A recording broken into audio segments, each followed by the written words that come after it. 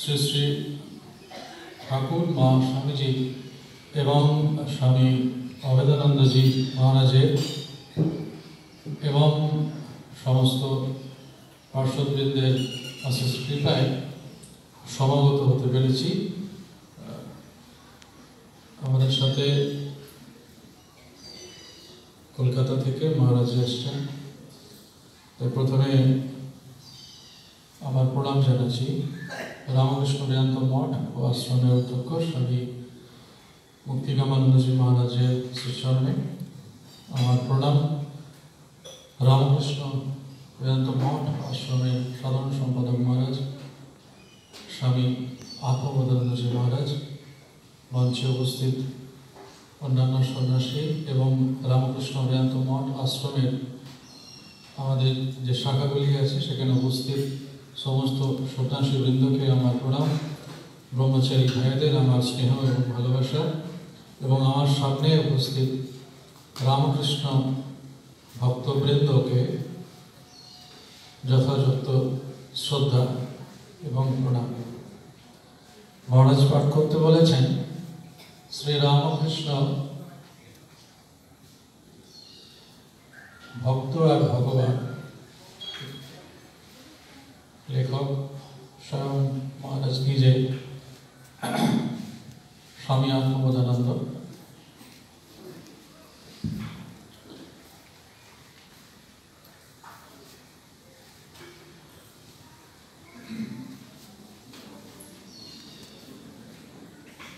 শ্রী রামকৃষ্ণের যারা অন্তরঙ্গ ঠাকুরের সন্তানরা, তারাও শ্রী রামকৃষ্ণ সম্বন্ধে কিছু বলতে ইতস্তত বোধ করতেন।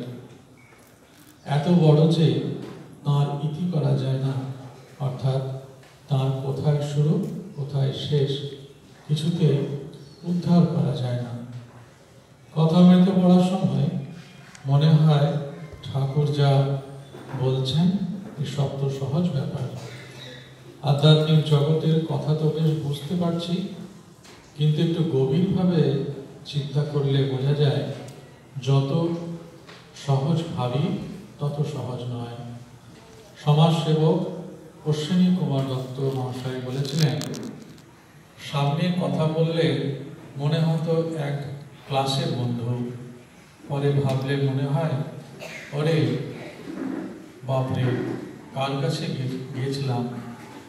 একবার স্বামী বিবেকানন্দকে গিরিশচন্দ্র অনুরোধ করে বললেন, ভাই তুমি ঠাকুরের একটা জীবনী লেখো। স্বামীজি হাত জোড় করে গিরিশচন্দ্রকে বলেছিলেন, জিসি তুমি আর যে কোনো আদেশ করো আমি করব, কিন্তু এ আদেশ করো না, ও আমি পারবো না। শেষকালে কি শিব গড়তে বানর করব?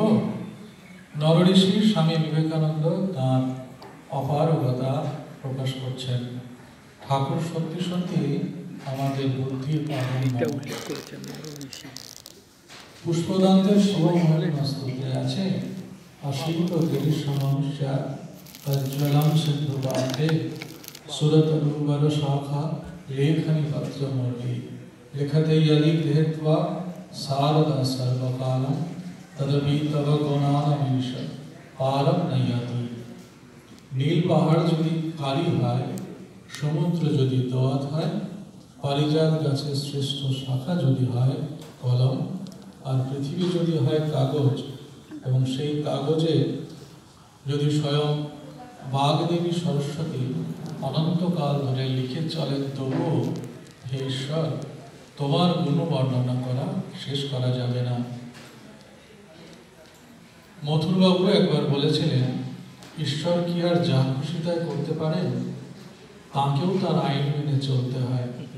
ঠাকুর বলছেন, যার আইন তিনি সেই আইন ভাঙতে পারেন। মথুরবাবু বলছেন, তা হতে পারে না। রক্ষার জন্য বনে গেলেন, অথবা ভাই লক্ষণের জন্য, বন্ধু সুগ্রীবের জন্য, এমনকি পত্নী সীতা দেবীর উদ্ধারের জন্য যে মানবিক অন্তরঙ্গতার পরিচয় দেন, সেই স্বার্থহীন লোকশিক্ষা তথা সেই অন্তরঙ্গতায় রাম অবতারের স্থায়ী ভাব, চিরায়ত মহিমা, যা তাকে মর্যাদা পুরুষোত্তমে প্রতিষ্ঠিত করেছে। অবতার তত্ত্বের মূলে দ্বৈতবাদ, একদিকে ভগবান, অপরদিকে ভক্ত। ভক্তের ভক্তি আকর্ষণে নিরাকার ব্রহ্ম আকার ধারণ করে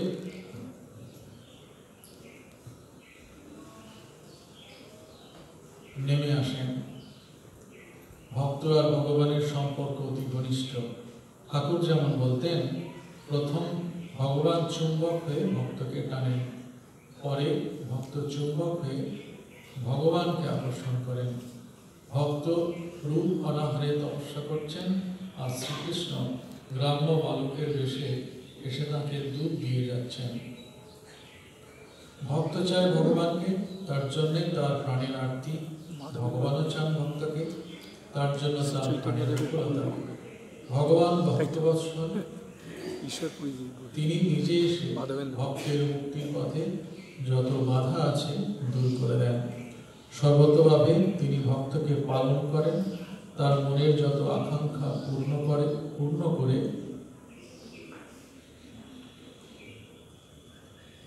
করে দেন। এমনকি সব থেকে কাম্য যে মোক্ষ, সেই মোক্ষ দেন তাকে। ভগবানের দিকে একটু এগোলে ভগবান নিজের মনের সব মলিনতা দূর করে দেন, ভেতরের বাইরের সব বাধা দূর করে দেন।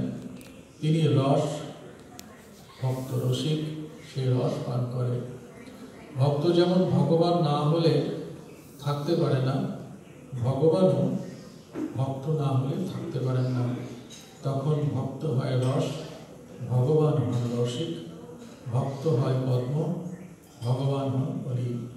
তিনি নিজের মাধুর্য আস্বাদন করবার জন্য দুটি হয়েছেন, তাই রাধা কৃষ্ণ লীলা।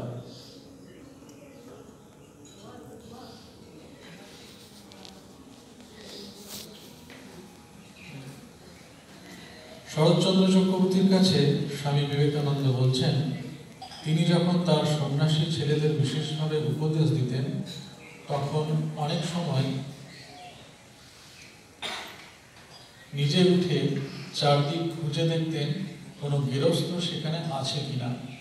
যদি দেখতেন কেউ নেই বা আসছেন না, তবে জ্বলন্ত ভাষায় ত্যাগ তপস্যার মহিমা বর্ণনা করতেন। সেই সংসার বৈরাগ্যের প্রবল, এটি ভগবানের খামখেয়া। সাধন ভজন তপস্যা করে তাকে ধরা যায় না, কৃপা করে যদি তিনি ধরা দেন, তবেই তাকে লাভ করা যায়। গৌরাঙ্গ যদি কলিতে জন্ম নিতেন, তবে ভক্তের মানসপূর্ণতা কেমন করে হতো, কি করে সার্থক হতো দেহ ধারণের পূর্ণ? সবচেয়ে বড় কথা, তিনি তো আবির্ভূত হয়েছিলেন শ্রী রাধার মহিমা প্রচারের ব্রতধারী হয়ে, জানাতে রাধার প্রেম, বৃন্দাবন লীলার মাধুর্য আস্বাদ করবার চাতুরী বা কৌশল যিনি কৌশল যেন তিনি আমাদের শিখিয়ে দিয়ে গেলেন। তিনি এসেছিলেন বলেই বৃন্দাবনের গোপীদের ভাব, ভক্তি ইত্যাদি আমরা বুঝতে পেরেছি। শ্রীরামকৃষ্ণ বলছেন এর মধ্যে দুটি আছে, একটি ভক্ত আর অপরটি ভগবান। শ্রীরামকৃষ্ণ বলছেন প্রেম ভক্তি শিখাবার জন্যই ভগবান মানুষের দেহ ধারণ করে সময়ে সময়ে অবতীর্ণ হন। সত্যই তো, এই প্রেম ভক্তি শিখিবার জন্যই ভগবান শ্রীরামকৃষ্ণ অবতীর্ণ হয়েছিলেন, সমস্ত ঐশ্বর্য গোপন করে ছদ্মবেশে রাজার মতো। প্রকট লীলার শেষ লগ্নে যখন তিনি অসুস্থ, তখন তার সঙ্গে ছদ্মবেশে দেখা করতে এসেছিলেন বিনোদিনী। ঠাকুর তাকে সাদরে গ্রহণ করছেন, কত কথা বলছেন, তার সঙ্গে কত রকম উপদেশ দিচ্ছেন, কত ভাবে আশীর্বাদ করছেন তাকে। অতি দুর্বল, অক্ষম, অসহায় এদের উদ্ধার করার জন্যই তো তিনি। গলায় ক্যান্সার, কথা বলতে কষ্ট হয়, তাও তিনি কথা বলে যাচ্ছেন, ধর্ম প্রসঙ্গ করছেন। স্বামীজির কথা থেকে জানা যায় জীবনের অন্তিম লগ্নে শিষ্যদের নিষেধ সত্ত্বেও